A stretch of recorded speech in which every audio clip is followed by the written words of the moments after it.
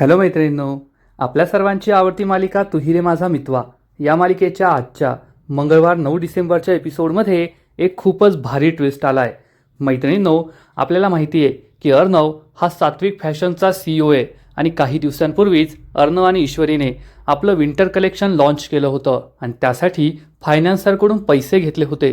परंतु सात्विक फॅशनचं हे विंटर कलेक्शन फ्लॉप झालं आहे, त्यांचा मालच विकला जात नाही आहे.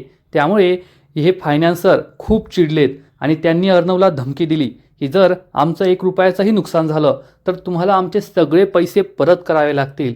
अर्णव यासाठी तयार झाला आणि मग हे विंटर कलेक्शन हिट करण्यासाठी एक नवीन कॅम्पेन, एक नवीन ॲडव्हर्टाइजमेंट करायचं ठरलं. पण त्याची टॅगलाईनच सुचत नव्हती. इन्व्हेस्टर हे खुश नव्हते आणि त्याच वेळेस ईश्वरी तेथे पोहोचली. ईश्वरीने चक्क या इन्व्हेस्टरला आपल्या हाताने बनवलेला गाजर का हलवा खाऊ घातला. इन्व्हेस्टर खुश झाले, पण ईश्वरीला त्यांना आपल्या या विंटर कलेक्शनसाठी टॅगलाईन सुचवायची होती आणि ही टॅगलाईन त्यांनाही आवडली. पण हा सगळा प्लॅन, सात्विक फॅशनचं विंटर कलेक्शन फ्लॉप करायचं आणि अर्णवला रस्त्यावर आणायचं, त्याला भिकारी बनवायचं, त्याची कंपनी बंद करायची, हा सगळा प्लॅन लावण्याने तयार केला आहे. ईश्वरीला हे समजलंय आणि आता ईश्वरीने लावण्याला एक जबरदस्त चॅलेंज दिलंय की जोपर्यंत मी जिवंत आहे ना तोपर्यंत अर्णव सरांच्या केसालाही धक्का लागू देणार नाही, मी तुझा प्लॅन यशस्वी होऊ देणार नाही. मग हे सगळं नेमकं घडलं तरी कसं, हे जाणून घेण्यासाठी हा व्हिडिओ शेवटपर्यंत नक्की पहा. ईश्वरीला समजतं की सरांना माझ्याबद्दल प्रेम आहे, अर्णव सर माझ्यावर प्रेम करतात, पण त्यांची गाडी ही बेस्ट फ्रेंडच्या पुढेच जात नाहीये आणि जर त्यांना त्यांच्याच प्रेमाच्या भावना समजायच्या असतील तर काहीतरी करावं लागेल. ती स्वतःशीच विचार करते की मला अर्णव सरांवर माझं प्रेम आहे हे कसं समजलं. त्यावेळेस तिला आठवतं की जेव्हा ती आणि अर्णव हे दोघे चाळीत गेले होते त्यावेळेस चाळीतील बायका अर्णववर फिदा झाल्या होत्या. त्यावेळेसच ईश्वरीचा जळफळाट झाला, जेलसीची भावना जागी झाली आणि मग ईश्वरीला समजलं की तिचं अर्णववर प्रेम आहे. अर्णव सरांबरोबर सुद्धा ही ट्रिक वापरावी लागेल, अर्णव सरांचा जळफळाट होऊ द्यावा लागेल असा विचार ती करते. आणि त्याच वेळेस अर्णव त्याची एक फाईल घेऊन तेथे येऊन बसतो आणि ही फाईल वाचत असतो. ईश्वरी ही लगेचच फोनवर बोलण्याचं नाटक सुरू करते आणि म्हणते, अरे यार सिद्धू, किती वर्षांनी तुम्हाला कॉल केलाय, मी तुला किती मिस करते. अर्णव हे ऐकू लागतो की ईश्वरी कोणाशी बोलतेय आणि ईश्वरीची अखंड बडबड सुरू होते. अर्णवला जळवण्यासाठी ईश्वरी काहीबाही बोलू लागते. अरे यार सिद्धू, किती वर्षांनी तुम्हाला फोन केलाय, तुला खरंच सांगू का, मी तुला किती मिस करते. आपण जेव्हा इंदोरमध्ये राहायचो तेव्हा तू माझा बेस्ट फ्रेंड होता, आपण एकमेकांबरोबर किती फिरायचो, खरंच तू मला किती हसवायचा, किती हँडसम मुलगा आहेस तू, असं ती म्हणते. त्यामुळे अर्णवचे कान टवकारतात आणि तो ईश्वरीचं बोलणं ऐकत असतो. ईश्वरी त्याच्याशी हसून हसून बोलत असते. तुला आठवते का सिद्धू, जेव्हा आपण इंदोरमध्ये होतो मी तुझ्याबरोबरच खजराना गणेशला जायचे, काय भारी बाईक चालवायचं तू, मी सगळं मिस करते. तुझं बाईक चालवणं, तुझ्या मागे बसणं, तुझं मला हसवणं, खरंच आपली मैत्री किती भारी होती ना. आणि कॉलेजमध्ये सुद्धा आपण एकत्र होतो, शाळेपासून आपली मैत्री आहे. खरं सांगायचं तर मी तुला खूप मिस करते, असा एकही दिवस जात नाही जेव्हा मी तुला मिस करत नाही. आणि तुला तर माहिती आहे ना, आता मी मुंबईला आले आणि माझं लग्न सुद्धा झालंय, त्यामुळे मला तुला फोनच करता येत नाही, तुझ्याशी बोलायला वेळच नाहीये. हे सगळं ऐकून अर्णवला मोठा धक्काच बसतो आणि त्याचा सुद्धा जळफळाट सुरू होतो. त्याची बायको अशी एका जुन्या मित्राशी बोलतीये हे त्याला काही आवडत नाही. तर ईश्वरी मात्र अर्णवला आणखीन जळवण्यासाठी या सिद्धूचं कौतुक सुरूच ठेवते. खरं सांगू का, मी तुला खूप वर्षांपासून नाही पाहिलंय, तू मला तुझा एक फोटो पाठव म्हणजे मला तुला पाहता येईल. आणि नक्कीच तू आता आधीपेक्षा जास्त हँडसम झाला असशील ना. ठीक आहे, आता मला जास्त नाही बोलता येणार, तुला तर माहिती आहे ना की माझं लग्न झालंय, मी तुला नंतर कॉल करते म्हणजे आपण आणखीन जास्त गप्पा मारूया एकदम मनमोकळेपणाने, असं म्हणून ती फोन कट करते. अर्णव ईश्वरी जवळ येतो आणि विचारतो, कोण आहे हा सिद्धू. तर ईश्वरी त्याला सांगते, सर सिद्धू हा माझा बेस्ट फ्रेंड आहे, इंदोरमध्ये आम्ही एकत्रच होतो शाळेपासून ते अगदी कॉलेजपर्यंत, तो मला खूप हसवायचा, खूप भारी मुलगा होता, तो माझा बेस्ट फ्रेंड होता, काय सांगू किती हँडसम होता तो, त्याच्या एवढा हँडसम मुलगा तर मी आजपर्यंत पाहिलेला नाहीये. हे ऐकून अर्णवला मोठा धक्काच बसतो, त्याचा खूप जळफळाट होत असतो. तर ईश्वरी ही त्याचे गुणगान करतच असते की तो किती हँडसम आहे, किती भारी गाडी चालवायचा, मला किती हसवायचा, किती चांगला मुलगा आहे आणि माझा किती बेस्ट फ्रेंड होता. त्यानंतर अर्णव काहीच बोलत नाही. ईश्वरी त्याला विचारते, सर मी माझ्या बेस्ट फ्रेंडशी बोलतीये, मुलाशी बोलते, याचा तुम्हाला काही प्रॉब्लेम तर नाही ना? तर अर्णव म्हणतो, नाही नाही, मला कशाला प्रॉब्लेम असेल, तू कधी त्याच्याबद्दल बोलली नाही ना म्हणून विचारलं. तर ईश्वरी म्हणते, हो, तुम्हाला कधी सांगण्याची संधीच नाही मिळाली. मुंबईमध्ये आल्यापासून त्याचा आणि माझा कोणता कॉन्टॅक्टच राहिला नव्हता. पण तुम्हाला काही प्रॉब्लेम तर नाहीये ना? अर्णव म्हणतो, नाही नाही, मला काहीच प्रॉब्लेम नाहीये. आणि तो पुन्हा त्याची फाईल पाहत बसतो. ईश्वरी खूप खुश होते आणि विचार करते, अर्णव सरांचा जळफाट तर होतोय, त्यांना त्रास तर होतोय, थांब मी त्यांना आणखीन जाऊन विचारते. असं म्हणून ईश्वरी पुन्हा अर्णवजवळ येते आणि त्याला विचारते, सर खरंच ना, तुम्हाला काही वाईट तर नाही वाटलं ना? तुम्हाला चालेल ना मी माझ्या मित्राशी बोललेलं? तर अर्णव म्हणतो, हो, मला कसला प्रॉब्लेम, चालेल मला. तसंही आयुष्यात फ्रेंड्स तर हवेच आणि कधीकधी आपण आपल्या घरच्याशी, नवऱ्याशी जे शेअर करू शकत नाही ते फ्रेंड बरोबर शेअर करतो आणि मित्र तर हवेच ना. ईश्वरी विचारते, सर तुम्हाला आहेत का मित्र? तर अर्णव सांगतो, हो, मला तर खूप मित्र आहे. माझ्या कॉलेजमध्ये माझं खूप मोठं फ्रेंड सर्कल होतं आणि आजसुद्धा मला अनेक जण कॉल करत असतात. मेरी कॉल करते, रोजी कॉल करते. ईश्वरी आश्चर्याने विचारते, सर तुमच्या फ्रेंड सर्कलमध्ये सगळ्या मुलीच होत्या का? तर अर्णव सांगतो, हो, सगळ्या मुलीच होत्या आणि ती एक पॅरिसची मुलगी होती, मग रोजी होती, मेरी होती, असं म्हणून तो अनेक मुलींची नावं सांगतो. त्यामुळे अर्णवचा जळफळाट तर लांबच, ईश्वरीचाच चांगला जळफळाट होतो आणि अर्णव हा आपल्या मैत्रिणीचेच किस्से सांगू लागतो. ती एक मुलगी शॉर्ट ड्रेस घालायची, एक मुलगी नेहमी माझ्याबरोबर चेष्टा करायची आणि सगळ्याच मुली माझ्यावर फिदा होत्या. त्यामुळे ईश्वरी आणखीनच चिडते. अर्णव हा काहीतरी कामासाठी बाजूला जातो. ईश्वरी विचार करते, अर्णव सरांचं काही खरं नाहीये. अर्णव सरांचा जळफाट तर होत नाहीये, उलट मलाच जेलसी होतीये. त्याच वेळेस अर्णवला ऑफिसमधून कॉल येतो आणि त्याला समजतं की ऑफिसमध्ये खूप मोठा प्रॉब्लेम झालाय. अर्णव ईश्वरीला सांगतो, मला ऑफिसला जावं लागेल, मोठा प्रॉब्लेम झालाय, आणि तो तेथून निघून जातो. ईश्वरी विचार करते, अर्णव सरांची गाडी तर फ्रेंडच्या पुढे जातच नाहीये. अर्णव सरांच्या मनातील प्रेमाच्या भावना जागृत करण्यासाठी मला वेगळंच काहीतरी करावं लागेल. असं म्हणून ती गणपती बाप्पांसमोर येते आणि गणपती बाप्पांना प्रार्थना करते की आता तूच मला मार्ग दाखव की अर्णव सरांना मी माझ्या मनातील प्रेमाच्या भावना कशा सांगायच्या आणि त्यांच्या मनातील प्रेम हे कसं जागं करायचं, याचाच विचार ती करते. तर इकडे राजेश हा गुपचूप आपल्या रूममध्ये येतो आणि आता रूममध्ये काही पैसे भेटतात का, त्या दादाचे पैसे देण्यासाठी काही सोय होते का, याचा प्रयत्न करू लागतो. तो अंजलीचं कपाट उघडतो, कपाटातील लॉकर उघडतो, तेव्हा त्याला चक्क सोन्याच्या दागिन्यांचे बॉक्स सापडतात. तो हे बॉक्स उघडतो तर यामध्ये खूप भारी भारी दागिने असतात. अर्णव एक दागिना पाहतो आणि म्हणतो, हा तर किती मोठा दागिना आहे, कमीत कमी 2.5-3 लाखाचा असेल. असे 3-4 दागिने विकतो आणि त्या दादाच्या तोंडावर पैसे फेकून मारतो, म्हणजे माझं बऱ्यापैकी कर्ज फिटेल आणि मग मला त्याचा त्रास होणार नाही. हा प्लॅन चांगला आहे असा विचार तो करतो आणि हे सगळे दागिने तो लपवणार, चोरणार. इतक्यात अंजली तेथे येते आणि विचारते, राजेश तुम्ही काय करताय? राजेश चांगलाच घाबरतो आणि लगेचच कपाटामध्ये आणखी शोधाशोध करू लागतो. सगळ्या कपाटातील फाईल बाजूला काढतो. अंजली विचारते, राजेश तुम्ही काय शोधताय? तुम्ही सोन्याचे बॉक्स का बाहेर काढले? तर राजेश सांगतो, अगं माझी एक महत्त्वाची निळ्या रंगाची फाईल सापडत नाहीये आणि ती शोधत असताना हे दागिने पडले लॉकरमधून बाहेर, म्हणून मी येथे ठेवले आहेत. अंजली विचारते, अहो पण तुम्ही हे दागिने का बाहेर काढून ठेवले? तर तो म्हणतो, तू हे दागिने का घरात ठेवलेत? आपल्या बंगल्याला सिक्युरिटी आहे, पण असे सोन्याचे दागिने घरात ठेवणं काही सेफ नाहीये, त्या बँकेच्या लॉकरमध्ये ठेवायला हवे ना. तर अंजली हसते आणि म्हणते, राजेश काळजी करू नका, हे खरे सोन्याचे दागिने नाहीये, ते नवरात्रीच्या वेळेस दागिने केले होते ना, हे खोटे दागिने आहेत, खरे तर बँकेच्या लॉकरमध्येच आहेत. हे ऐकून राजेशला जबर धक्काच बसतो. त्याचा विश्वासच बसत नाही की आत्ताच त्याने जे स्वप्न पाहिलं होतं की हे दागिने विकून त्या दादाचे पैसे परत करायचे, त्या स्वप्नाचा चकनाचूर झालेला असतो. अंजली विचारते, तुमची कोणती फाईल शोधायची आहे? राजेश म्हणतो, निळ्या रंगाची. अंजली फाईल शोधू लागते. तर राजेश विचार करतो, 1 नंबरची बावळट बायको, असे खोटे दागिने कुणी कपाटाच्या लॉकरमध्ये ठेवतं का? म्हणजे माझा हा प्लॅन सुद्धा फ्लॉप झाला. आता त्या दादाचे पैसे परत कसे करायचे? नवीन प्लॅन शोधावा लागेल, हाच विचार राजेश करत असतो. तर इकडे अर्णव त्याच्या ऑफिसमध्ये पोहोचतो तर स्वस्तिक फॅशनच्या विंटर कलेक्शनचे सगळे बॉक्स तेथे पडलेले असतात.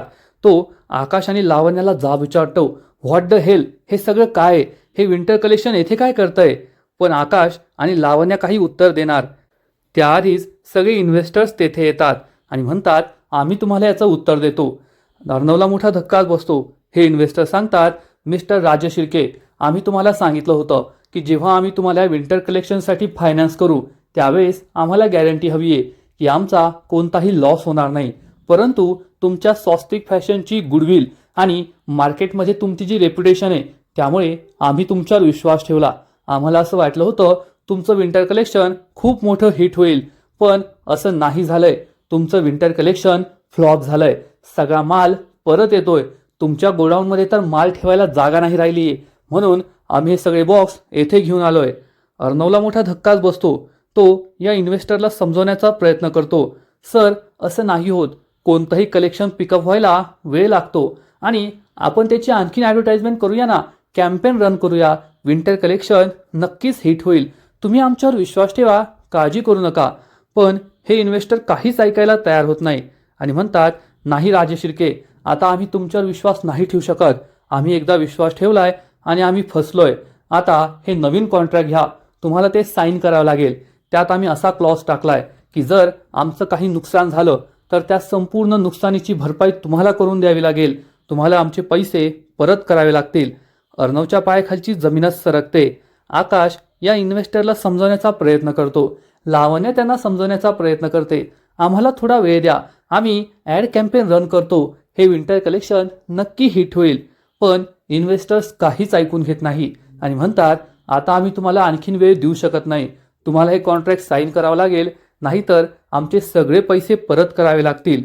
अर्णवचा नाईलाज होतो आणि अर्णव या पेपर्सवर सह्या करतो आणि आता हे विंटर कलेक्शन कसं हिट करायचं हाच प्रश्न त्याला पडतो. तर इकडे घरी ईश्वरी अंजलीला झालेला सगळा प्रकार सांगते. अंजलीला मोठा धक्काच बसतो की अर्णववर आणि आपल्या कंपनीवर इतकं मोठं संकट आलंय. मामी त्यांचं बोलणं लपून ऐकू लागते. अंजली विचारते, पण तुला हे सगळं कसं समजलं?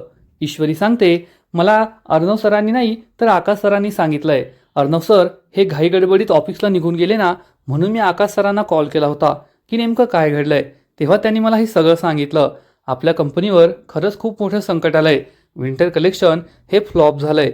हे ऐकून मामीलाही मोठा धक्काच बसतो. अंजली ही ईश्वरीला सांगते, ईश्वरी तू आत्ताच्या आत्ता ऑफिसमध्ये जा. ईश्वरी विचारते, पण मी का जाऊ? अंजली तिला समजावून सांगते, अर्णवला खूप टेन्शन आलं असेल, त्यामुळे त्याची चिडचिड होत असेल आणि त्याला फक्त तूच शांत करू शकते. तू आत्ताच्या आत्ता ऑफिसमध्ये जा. ईश्वरी जाऊ लागते तर अंजली तिला थांबवते आणि समजावून सांगते की एक काम कर, अर्णवसाठी काहीतरी खायला घेऊन जा, म्हणजे त्याला बरं वाटेल. सकाळपासून त्याने काहीच खाल्लेलं नाहीये. ईश्वरी म्हणते, ठीक आहे ताई, तुम्ही काळजी करू नका, मी सगळं मॅनेज करते. आणि ईश्वरी किचनमध्ये काहीतरी बनवायला जाते. मामी विचार करते, अरे वा, हे तर खूप भारी झालंय. इतकं मोठं स्वस्तिक फॅशन आणि त्याचं विंटर कलेक्शन फ्लॉप झालंय. नक्कीच लावण्याला विचारावं लागेल हे सगळं प्रकरण तरी काय.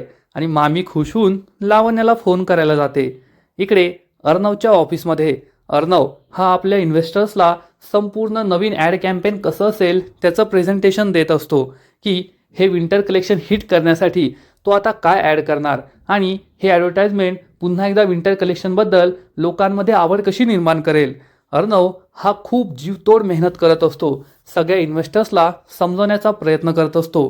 पण इन्व्हेस्टर्स हे जास्त खुश नसतात. विंटर कलेक्शन फ्लॉप झाल्यामुळे त्यांचा विश्वास हा डगमग करत असतो. त्यांना आता अर्णवच्या स्ट्रॅटेजीवर, त्याच्या ॲडव्हर्टाइजमेंटवर भरोसा राहिलेला नसतो. हे प्रेझेंटेशन संपतं. इन्व्हेस्टर्स म्हणतात, मिस्टर राजेश शिर्के, तुमचं प्रेझेंटेशन चांगलं आहे, ॲड कॅम्पेनसुद्धा चांगलं आहे, पण जर हे ॲड कॅम्पेन हिट व्हायचं असेल तर एखादी चांगली टॅगलाईन हवी, जी टॅगलाईन लोकांच्या मनात बसेल आणि मग त्यामुळेच आपलं विंटर कलेक्शन हिट होईल. लावण्य उभी राहते आणि म्हणते, एक्झॅक्टली सर, माझंसुद्धा हेच म्हणणं आहे. त्यामुळे मी आधीपासूनच काही टॅगलाईनचा विचार करून ठेवला आहे. असं म्हणून ती पुढे जाते आणि या व्हाईट बोर्डवर 2 टॅगलाईन लिहिते. यामध्ये तिने सगळ्या इंग्लिशमधील टॅगलाईन लिहिलेले असतात की winter celebration starts with Swastik fashion, आणि रायमिंगमध्ये सुद्धा आणखीन एक टॅगलाईन लिहिलेली असते. तेव्हा ती विचारते, कशा वाटल्या तुम्हाला टॅगलाईन?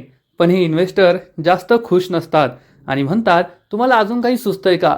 त्यानंतर लावण्या अजून 2-3 रटाळवाण्या जुन्या काळाच्या टॅगलाईन सांगते, पण इन्व्हेस्टरला त्या काही आवडत नाही, त्यांना मजा येत नाही. इन्व्हेस्टर म्हणतात, जर आणखीन वेळ असताना तर आम्हीच काही टॅगलाईन सुचवल्या असता, पण आता जास्त वेळ सुद्धा नाहीये, त्यामुळे यातीलच एखादी टॅगलाईन ठरवावी लागेल.